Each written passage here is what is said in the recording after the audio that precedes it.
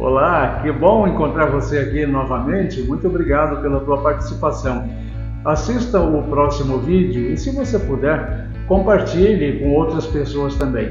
Eu gostaria que você participasse comigo desse ministério da pregação da Palavra de Deus, e você pode fazer isto compartilhando, se inscrevendo no canal e também deixando a tua opinião. Escreva lá nos comentários, eu gostaria muito de saber o que você pensa.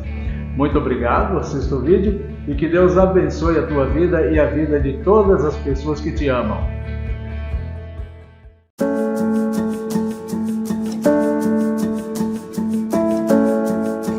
Igreja do Senhor Jesus Cristo, paz seja contigo que está aqui no templo e paz seja contigo que nos acompanha em todos os lugares.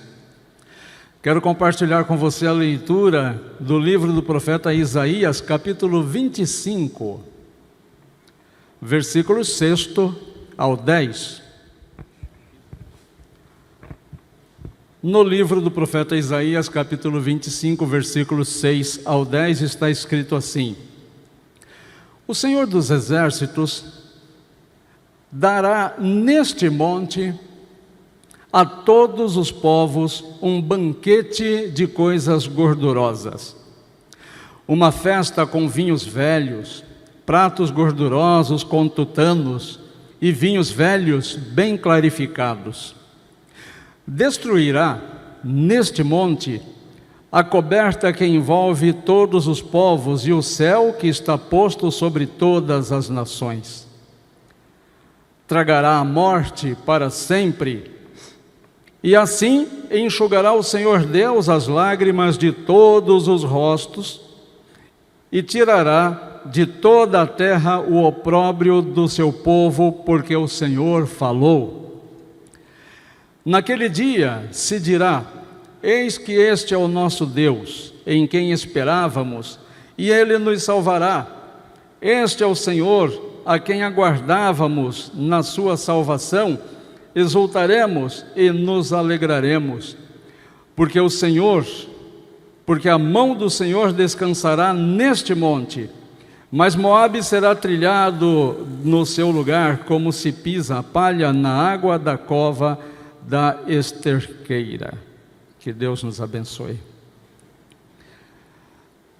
Claramente, queridos, o texto que acabei de vos ler fala de refeição.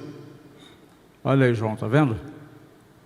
A gente tenta escapar desse negócio de refeição e a Bíblia fica insinuando refeição para a gente, né? O Baru e o João, inspirados pelo Mateus Dendaz, que fizeram até um versinho: depois que nesta igreja entrei, nunca mais fome passei. E o Baru completou: e alguns quilos engordei. Então é uma igreja que festeja, que se alimenta. A gente só quer uma desculpa para fazer um junta. Se alguém falar alguma coisa, a gente fala: ouvi um junta? Posso ouvir um amém, igreja? Ouvi um junta? Amém. E isso me remete a lembranças muito boas, muito boas. Eu morava em São Paulo desde criança, embora tenha nascido no interior. E todo final de ano a gente vinha para o interior e reunia toda a família. A família da minha avó e do meu avô maternos era uma família muito grande, eles tiveram 12 filhos. E então vocês imaginam que reunia o pessoal neste final de ano, no final de ano, Natal, Ano Novo, a festa que era. E eu lembro que meus avós e tios, eles colocavam uns 4 cavaletes no quintal, umas tábuas em cima e forrava com toalhas, e ali era transformada aquelas tábuas e os cavaletes em mesa de refeição. E se colocava aqueles tachos enormes de comida, onde tinha macarrão, onde tinha carne suína, onde tinha carne bovina, onde tinha muita salada, onde tinha quiabinho, couve. Começaram a ficar com fome agora, né? E essa lembrança maravilhosa de todos sentados à mesa. Mas o que me chama a atenção nestas lembranças é que ano após ano cada um tinha o seu lugar na mesa. Cada tio, cada primo tinha o seu lugarzinho certo de se sentar. Se eu fechar os olhos por alguns instantes, é capaz que eu me lembre do lugar de cada um deles. E naquela mesa nós percebíamos quem estava sem apetite, por algum problema, e percebíamos quem estava com muita fome. Porque numa mesa as pessoas se dão a conhecer e se permitem ser conhecidas. Numa mesa de refeição, todos nós compartilhamos experiências, histórias, vitórias e preocupações, bem parecido como o que acontece na Santa Ceia, quando todos nós nos assentamos em volta do Senhor Jesus Cristo e colocamos naquela mesa santa de refeição as nossas preocupações, os nossos anseios, mas também as nossas alegrias, e nós compartilhávamos isso, preocupações e alegrias. E mesmo já na tenra infância, eu começava a perceber essa manifestação dos adultos, e eles se ajudavam durante as refeições, de forma que aquele que estava com muita fome comia até se fartar, depois ia descansar. Mas aquele que estava preocupado e ansioso abandonava a preocupação e a ansiedade, porque compartilhava da amizade segura, confiável das pessoas que estavam ali.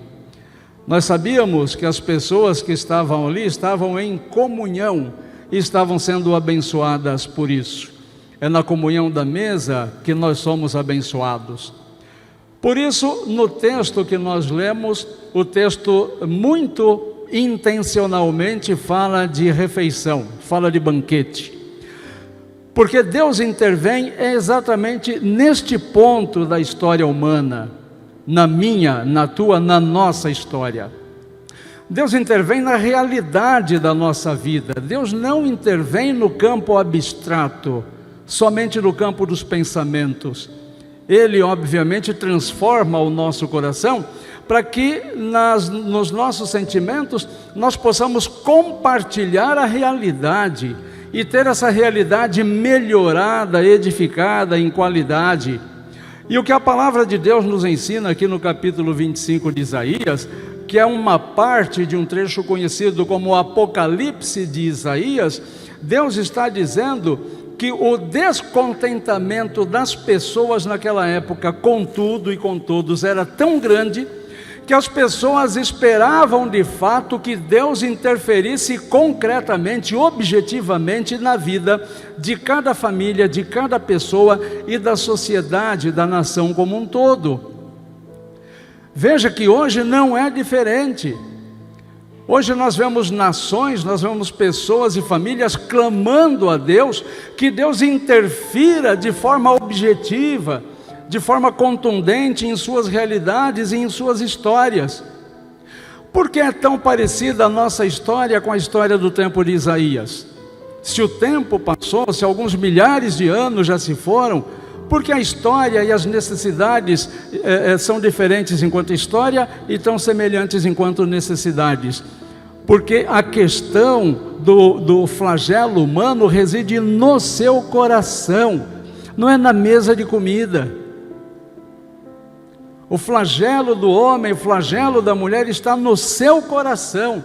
E precisa haver uma partilha em confiança entre as pessoas para que nós possamos nos ajudar. Esse é o projeto que nós começamos na quinta-feira, projeto Cuidar, que é cuidar um do outro efetivamente. Eu cuido de você, você cuida de mim, porque em algum momento nós precisaremos ser cuidados por uma pessoa de verdade, de preferência então, por uma pessoa que tenha comunhão com Deus. Mas acredite, até isso causou espanto, porque o pecado do ser humano é o mesmo desde a criação, desde Adão e Eva. O coração do homem é o mesmo hoje, vai ser o mesmo daqui a 1000 anos se Jesus não voltar.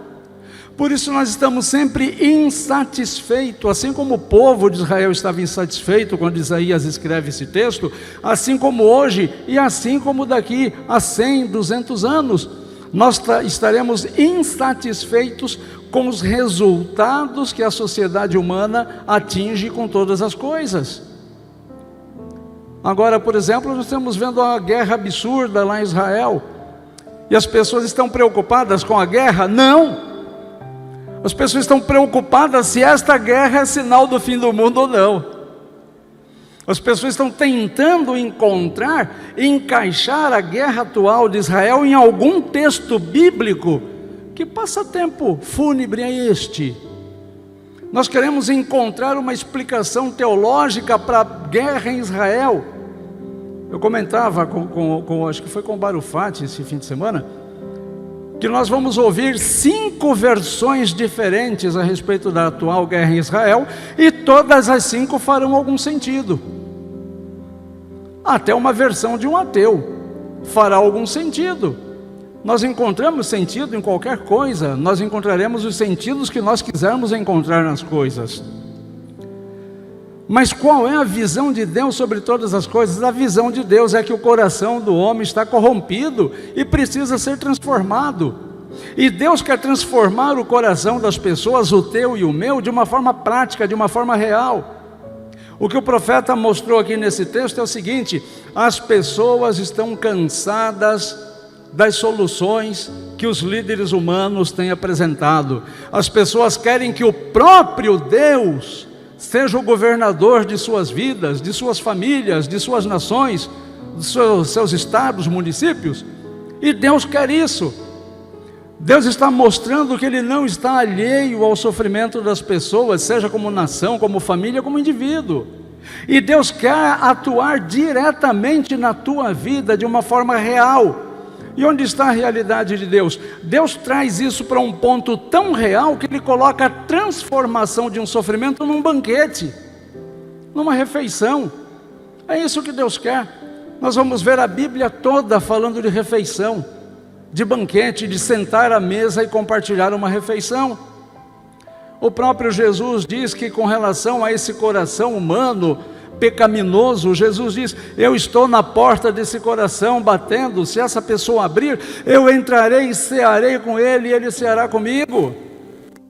E qual o melhor lugar para se conversar, se não for uma mesa, numa refeição, hoje, com o celular desligado de preferência, porque senão não há diálogo também. O que o texto bíblico nos coloca aqui é que haverá iguarias finas, carnes saborosas, variadas, vinhos excelentes, capitosos. É isso que Deus está dizendo. Eu quero e vou interferir na sua vida prática, na sua vida diária. Isso é promessa de Deus, isso é afirmação de Deus. Mas você precisa trocar quem é que organiza a sua festa.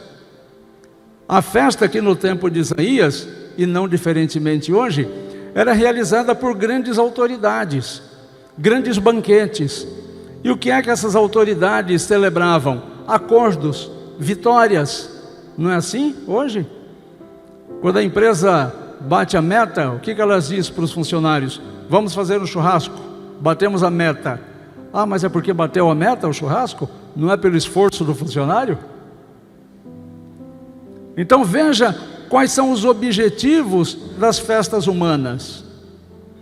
E muitas vezes nessas festas que os poderosos faziam no tempo de Isaías, o vencido estava ali por perto para olhar a festa. Veja que essa visão de ter a pessoa vencida por perto para apreciar a festa do vitorioso aparece até no Salmo 23.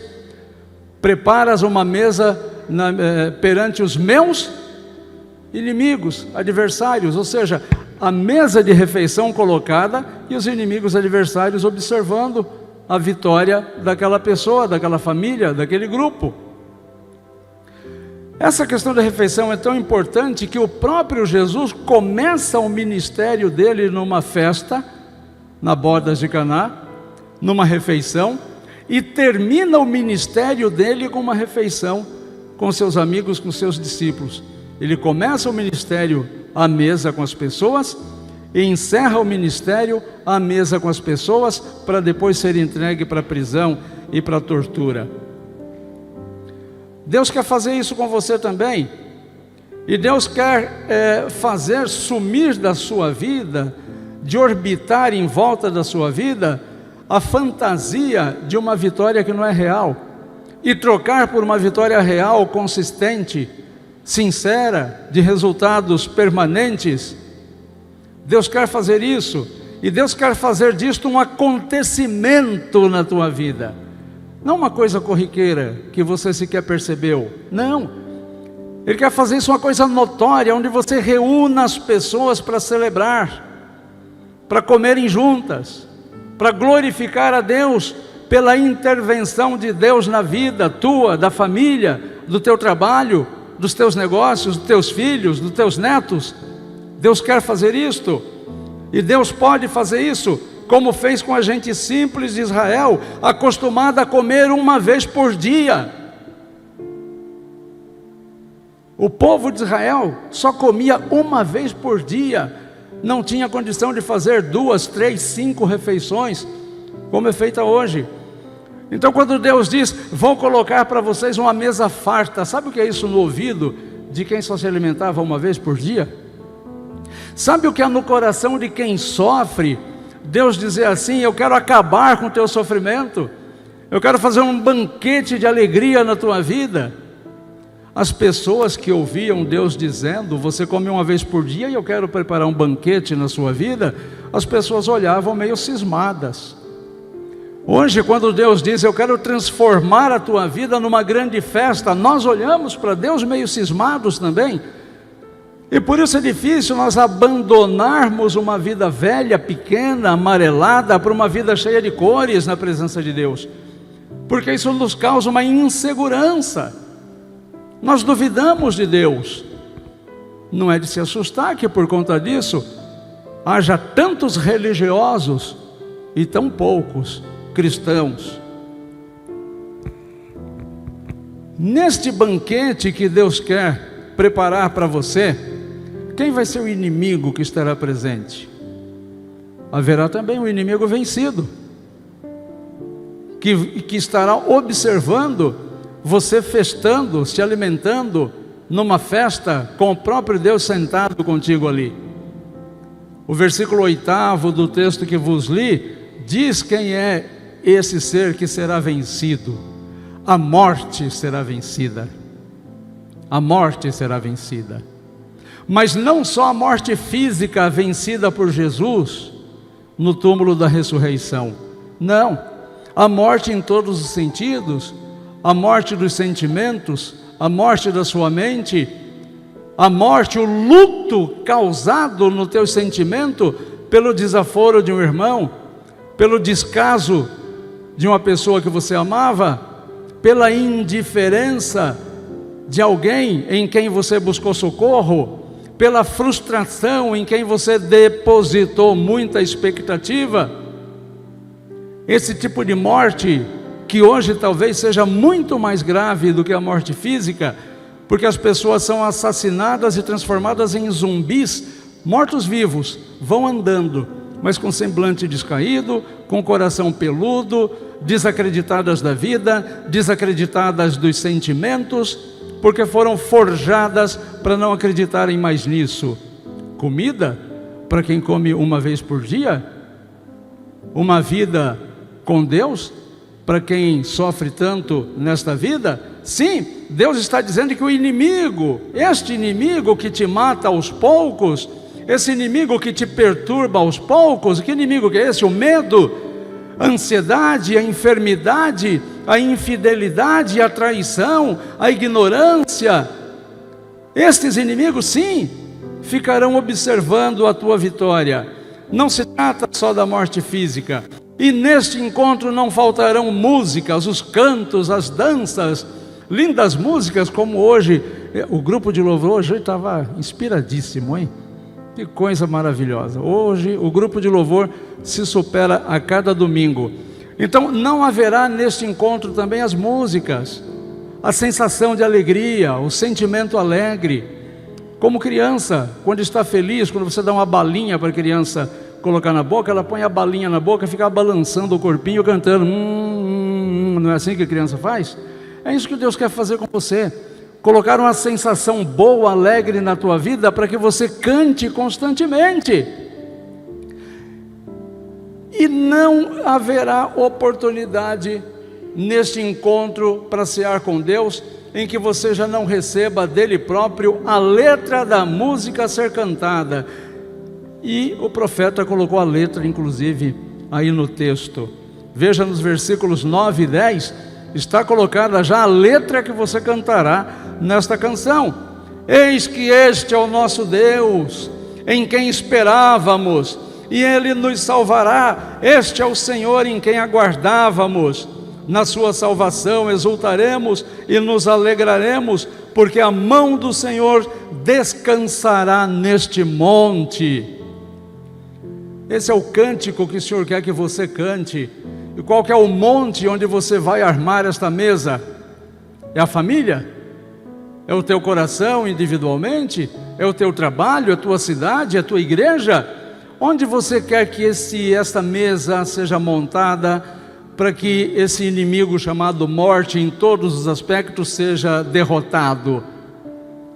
O profeta está falando claramente de tempos messiânicos, a vinda do Messias, mas haverá alegria e felicidade em qualquer momento da tua vida, se a festa, se o banquete do reino acontecer de fato no teu coração. Sabe o que é isso que nós acabamos de ler aqui em Isaías 25? É uma confissão de fé. O que é uma confissão de fé? É quando nós proferimos, nós falamos aquilo que nós acreditamos. De novo, Jesus, a boca fala do que o coração está cheio. Então, começa a pensar o que é que a tua boca profere. É uma profissão de fé? Diante das dores, diante das dificuldades que nós temos enfrentado nos nossos dias, qual tem sido a tua confissão de fé?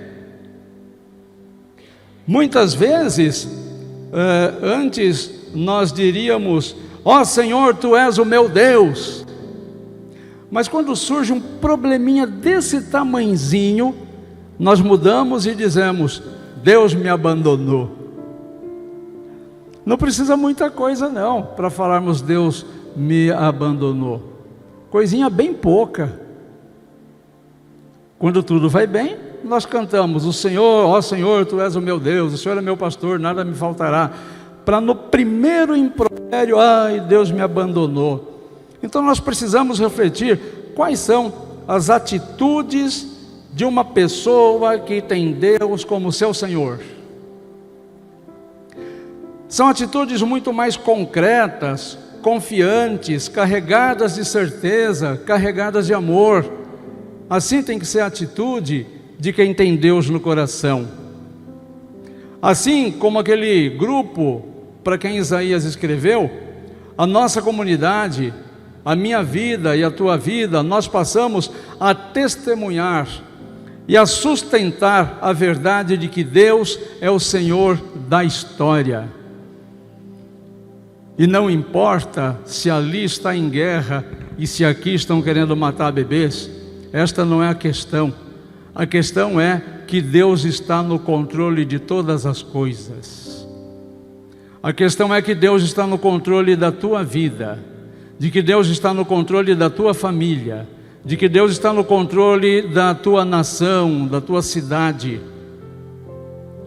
Esta é uma verdade.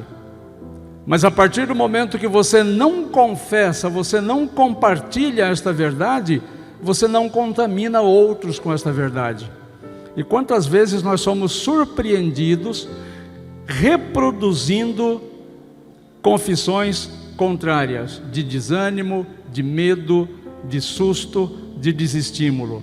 Não podemos ser assim. Então permita que Deus prepare este banquete hoje no teu coração. E viva com a certeza da verdade de que Deus prepara este banquete no teu coração com fartura de tudo aquilo que você precisa e de tudo aquilo que Ele pode te dar. E tem algum limite para as coisas que Deus pode te dar? Você conhece algum limite? Você tem condição de dizer para Deus: Deus, vem até aqui, daqui o Senhor não consegue passar, eu espero só até aqui? Você consegue transformar esse conceito em vida, para que esta verdade ocupe todas as células do teu corpo, todo o seu sistema de transmissão de pensamento, as sinapses, os seus neurônios, as suas veias, os seus músculos, a sua vida, a sua boca, o seu coração. Você pode olhar as pessoas e olhar a vida nesta perspectiva de que Deus quer e pode preparar esta mesa diante dos teus olhos e aprisionar o teu inimigo, para que o teu inimigo veja a tua alegria festando junto com Deus. Se você pode, louvado seja o Senhor, faça isso mais vezes, celebre mais vezes. Mas se você ainda não pode, se converta exatamente agora àquilo que o Senhor espera de você. Você é um transmissor de verdades. Você pode transmitir a verdade de Deus, ou você pode transmitir a verdade das trevas, porque as duas coisas existem e são reais. As trevas provocadas pela ausência de Deus, e a verdade impregnada da presença de Jesus Cristo. Novamente, entre a questão da escolha, e eu oro com todas as forças do meu coração, para que você escolha ter este banquete armado no teu coração, no coração da tua família, e que você permita Deus fazer você e tua família mais do que vencedores, para que você possa também professar a tua fé diante dos homens, para que as pessoas vejam a tua vida transformada e brilhando, e para que quando as pessoas verem o brilho da tua vida, glorifiquem o teu Pai que está nos céus. Que Deus nos abençoe.